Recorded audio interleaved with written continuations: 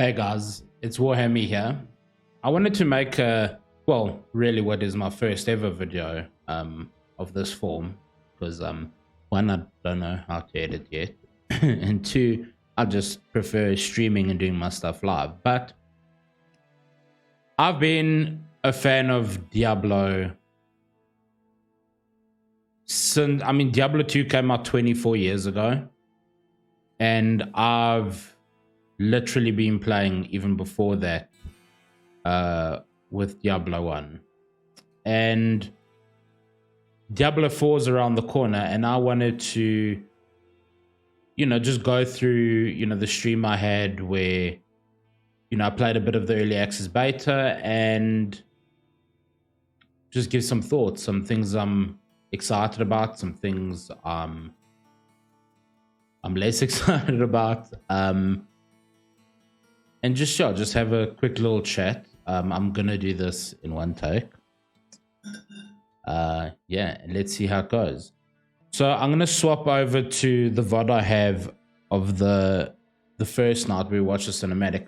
I'm not gonna show all the cinematic because obviously I don't want to mess this up for people who who might play for the first time and don't want the spoilers. But I just wanted to go through because I think, as with all Blizzard games, the cinematics are always, 10 out of 10. And sometimes it can be misleading, but, opening cinematic always top notch. So I'm going to forward now to the character creation, and while I'm running through that slowly, we can carry on with the chat. I think one of the things that they've done incredibly well, which other Diablo games you couldn't have this level of character customization. They've added a lot of options where you definitely like, because you're creating how your character looks from scratch, you're a bit more invested. I think this process took me about 5 minutes. The coolest thing about this is that however you've customized your character to look like, in a lot of the in-game cutscenes, which are not cinematic cutscenes, they're in-game cutscenes where you can see your character's customizations as you've created it, which I think it's such a cool feature. And I want to try forward to an example of that here.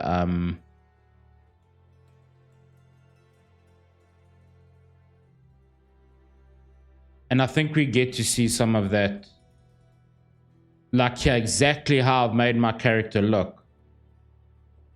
You see her riding on the horse to the different scenes and whatnot, and what they've done so amazingly in this game is how it's transitioned to in-game cutscene into now it's time for you to play and move.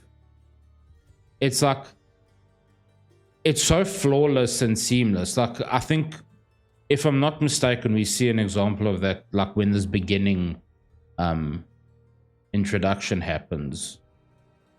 I've got the sound muted, for obvious reasons, because I was busy streaming, and you don't want to hear my voice again. And let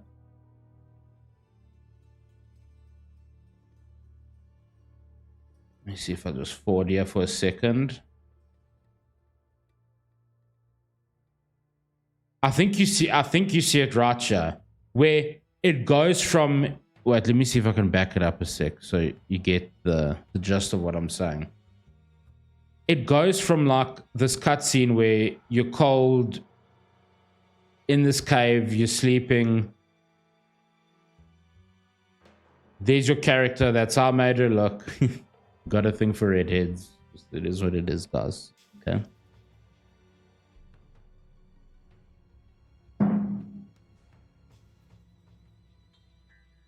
The wolf is coming.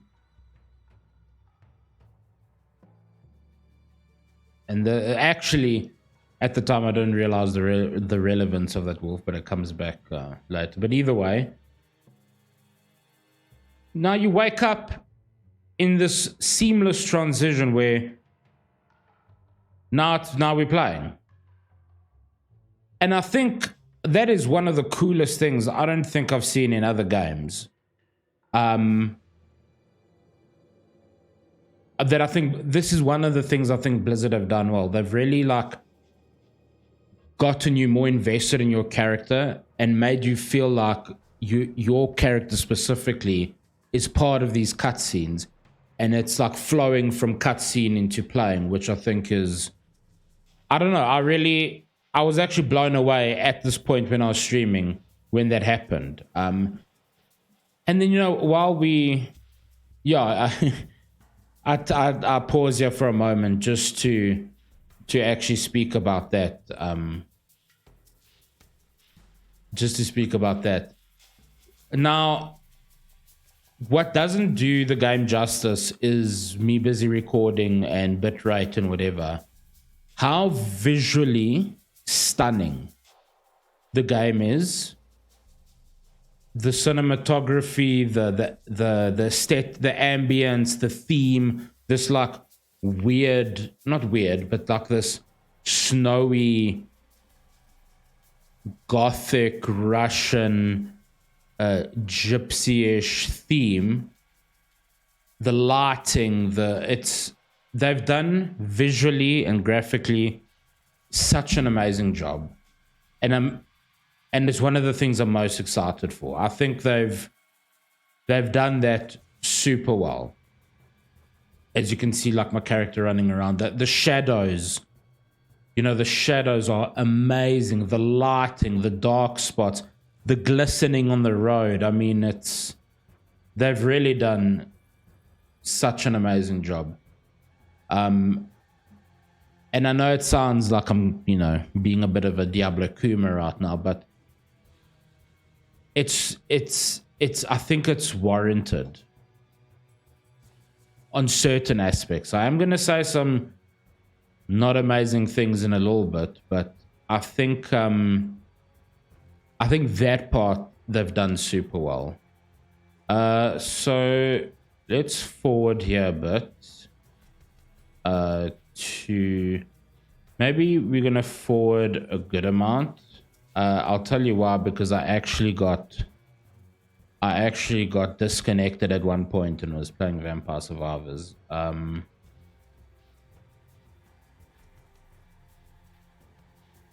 So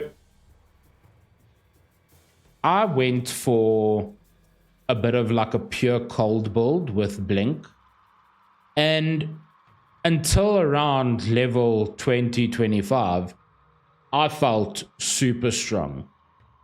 You know, Frost Nova in all the Diablo games, one of the core spells, and even builds that aren't Frost builds for Mage use Frost Nova a lot because it's got a like a passive upgrade where you can return mana, crowd control. It's just one of the best abilities. And obviously I went for the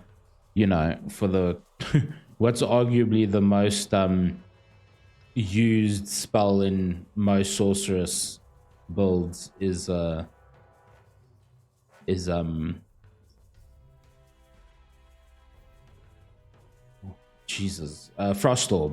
Orb. Sorry, jeez, I mind blanked there for a second.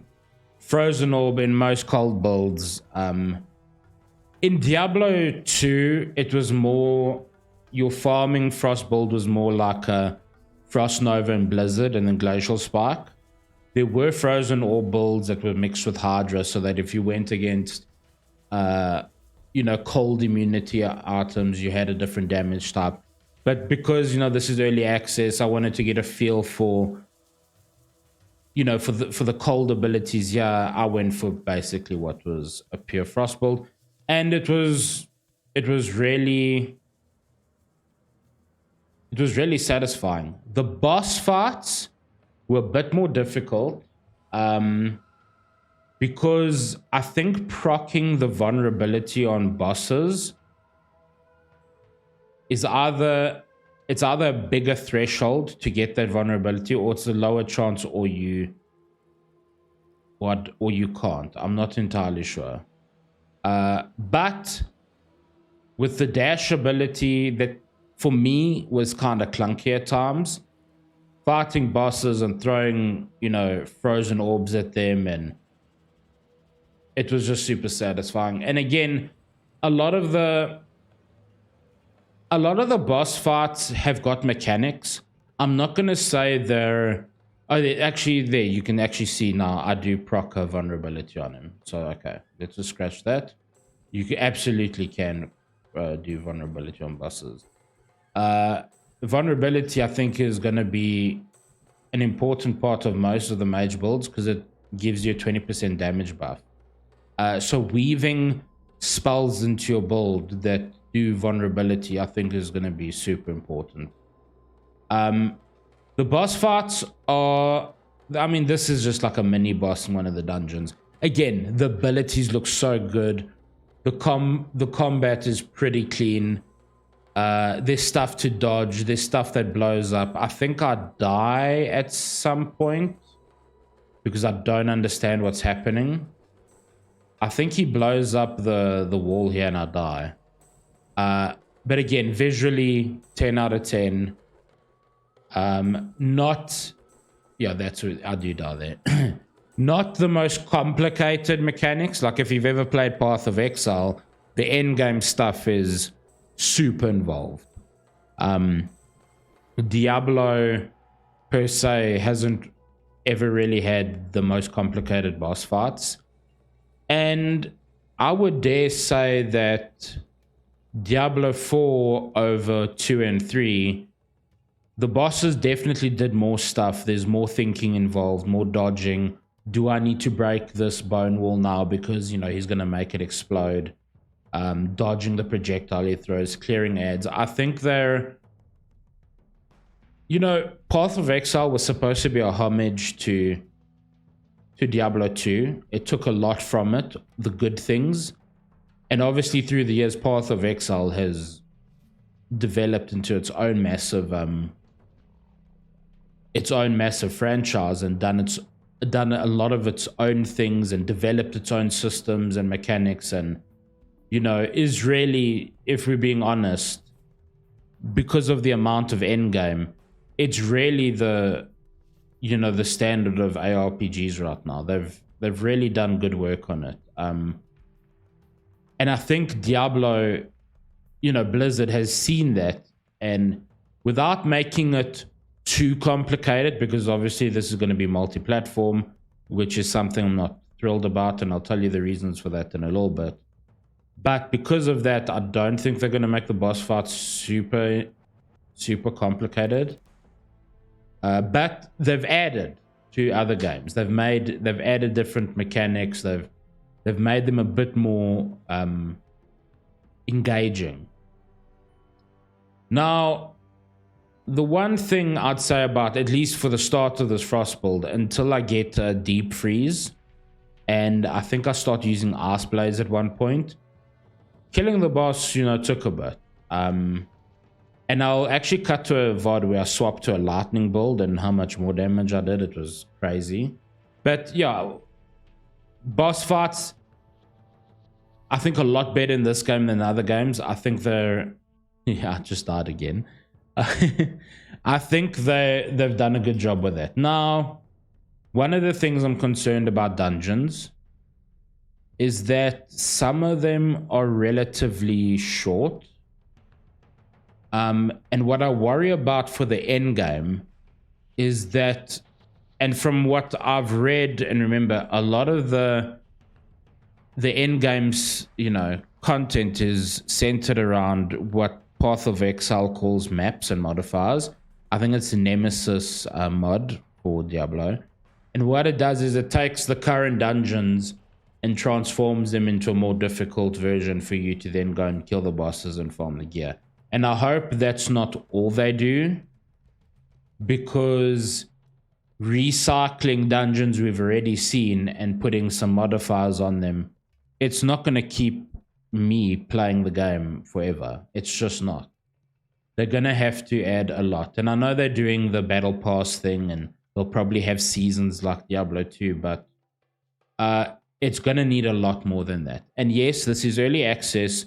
We don't know if where the game is at right now in development, if that's even what we saw now in early access. Because what we could have seen now in early access might have been, you know, something from months ago. So I really hope that, you know, the nemesis, the map, the dungeon transforming endgame stuff is not going to be all there is to it. You know, eventually I kill this boss and we pogging big time. I wanna just quickly find a scene where I'm staring at the skill tree.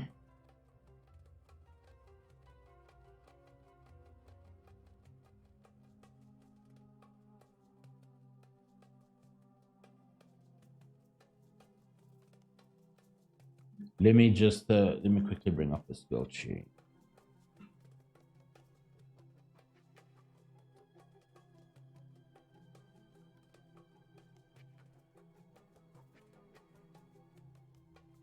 So the skill tree, and I'm not going to go into too much of the basics, but there's, you know, basic abilities that generate your mana or your resource. There's core abilities. With sorceress, there's conjuration, there's enchanting. Yep.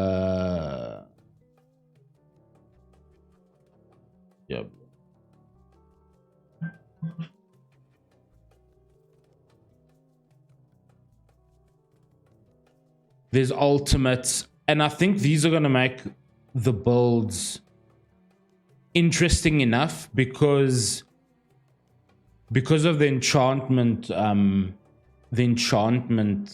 portion, where any of these spells have got a passive ability that will proc when doing other spells. It becomes like you can turn any of the skills you pick here into a passive.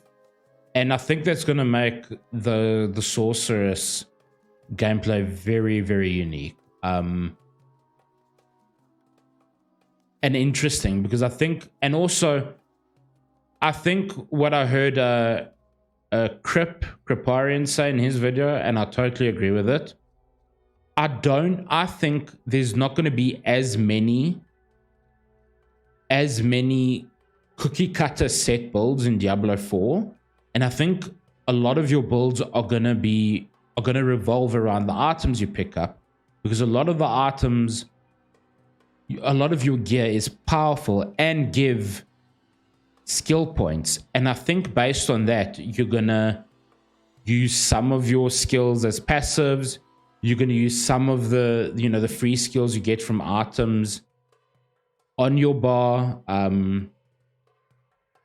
And I think your gear is going to play a part in what build you're playing at the given time and what skills you're using.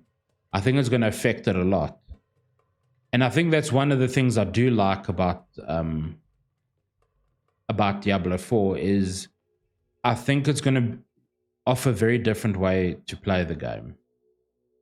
And give a unique experience with these, you know, at least with the sorceress, where she can have the passive abilities. I actually want to quickly swap to the other VOD where I play Lightning.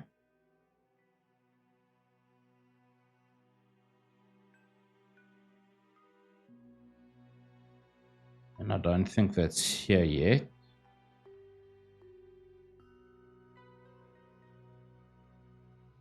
We can let this play for a bit. But this is where my build was a bit more like built up, where I had Deep Freeze and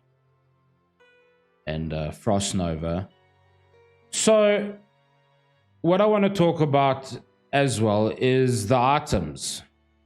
I think they've done a good job with the gear, where the yellows can be powerful enough where you can put the legendary affixes on them. So you can take powers off legendary items and put them on the yellow items to turn them into legendaries.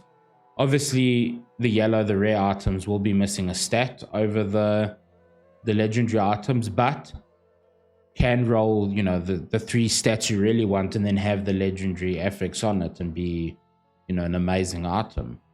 I think that part of it's really cool. Why is there a play button stuck there? Okay, well, that's an awesome bug. I think that's really cool. And there's a lot of different items. And I think the Barbarian is going to get really strong late game, because remember, Barbarian can have he has two two-handed weapons and then 2 single-handed weapons. And they're going to all have affixes on them. So that's going to be really exciting. I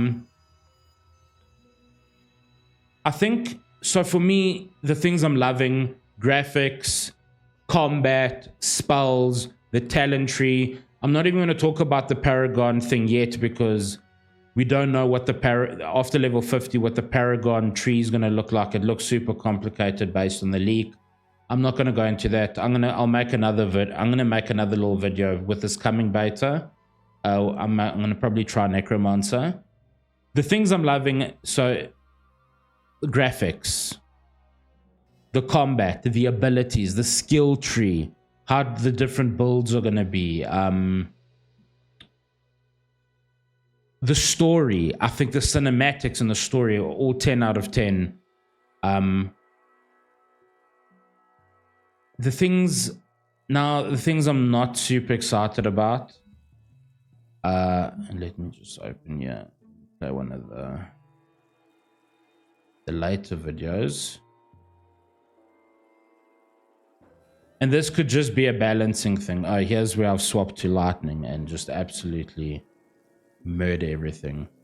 Is that I think at the moment certain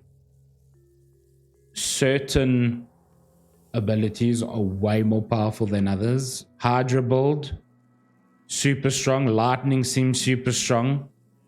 So I really hope they balance to make all your spells feel good, and all your choices and the mixtures of abilities feel satisfying.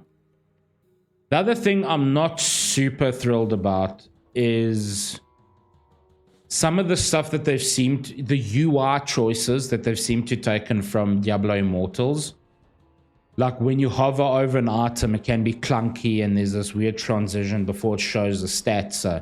And it doesn't automatically compare items. You have to press a button to do that. Not thrilled about that.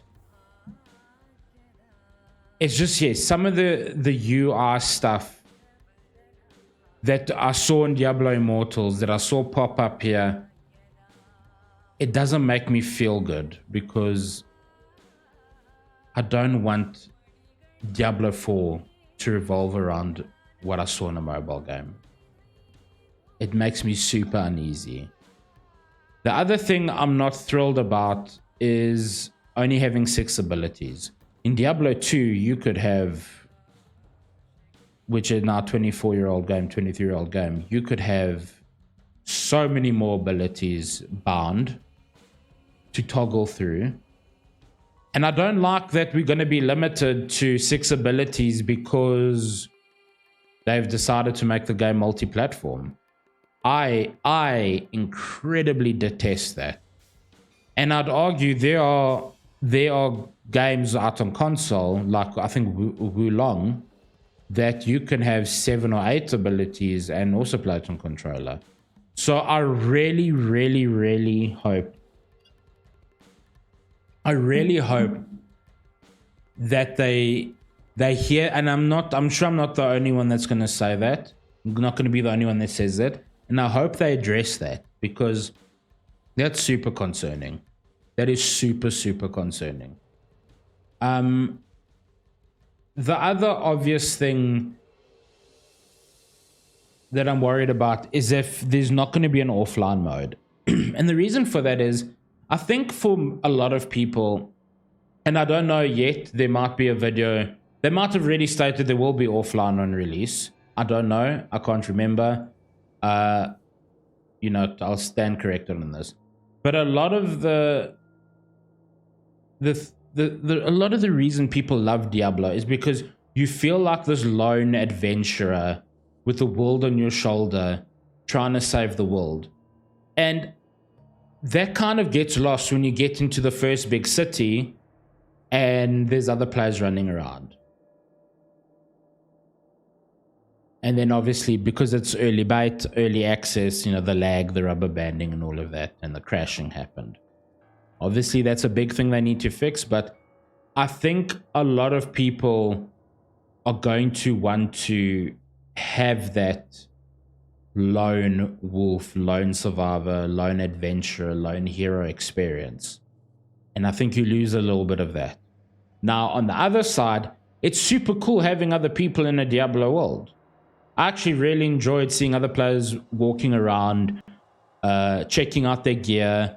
I missed the world boss, but, you know, I went to the area where the world boss was, and, you know, there were people waiting there because they also, you know, they also missed it like me, and, you know, chatting and whatever. And also the clan system, which they took from Immortals, that actually is pretty cool, and I don't hate that. The other thing that worries me is the price of the game. I think it's really expensive, and hopefully where it is now, with where the game is now at early access, I hope in 2.5-3 months when it comes out, it's a lot more complete, a lot more polished UI wise, not graphically, because graphically it looks great. The UI stuff, the clunkiness, because it's a really expensive game, and they plan on there will be expansions which are going to be equally as expensive. There's going to be seasons, battle passes. Now, apparently it's not going to be pay to win. They've said this, but this is going to be a continuous money sink and profit. You know, it is a profit. The game's trying to make a profit every month, every day. You're going to have battle passes. There's going to be XP potions, cosmetics. And it just worries me that, yes, it looks like they're trying to create a game for Diablo fans to enjoy, but they're sticking with trends of mobile game trends of a million stuff to buy in the store, constantly milking money. And it just, like, obviously you want the devs to make the money for the hard work they've put in, but you also don't want to be stuck in this loop where you're constantly shelling out large amounts of money, and then the end game content and the balancing gets ignored for that, which for me, and a lot of people online hate this, I think this is a mistake that Hunt Showdown made, which is one of my favorite games, but like they've almost at times ignored bringing out new maps and bosses for cosmetics, and I don't want Diablo to have this problem. And I really hope it doesn't. And obviously the other worry, which I mentioned earlier in the video, is in-game content. There has to be more than one different thing to do at max level, high Paragon levels. It can't just be rerunning dungeons and waiting for all the bosses to spawn. I don't know what the answer is. Path of Exile tackle this in a lot of different so there's maps, there's boss runs, there's puzzle runs. They've got a lot of different in-game like tower progression things where you go into one level of, like, you know, of the event, and you have to work your way up to a boss. They've got a few different ideas. I hope the Blizzard devs have figured out and honestly spent more time figuring out end-game systems and mechanics for Diablo than they have the story. Because That's what's going to keep people like me playing this for months and years. And what's going to stop people from playing, you know, the first week and then, oh, well, you know, I finished the story, not much to do end game. I'm going to, you know, I'm out. I'm moving my attention elsewhere. So I really hope they tackle that. And in light of that, I'm going to end my little first video there, thoughts on my first Diablo early access weekend. The open beta comes out, today's Wednesday, it will come out on Friday, and then we get to play Necromancer and Druid. I'm going to be doing that 100%, and I'm probably going to make another little video after that. I appreciate anyone who's watched this through. It's my first attempt at making like a recorded video, giving my thoughts on a game. I wanted to do it in one take. I know it's kind of scuffed, but you know, I'll get better at it and figure more stuff out. And thank you very much, and appreciate you spending some time with me. And please do go check out my stream, my social medias. I'll, you know, when this gets uploaded to YouTube and, well, just YouTube, you'll see all my social media stuff there. My twitch.tv/Warhammy. Yes, thank you very much. And, you know, see you out in Sanctuary.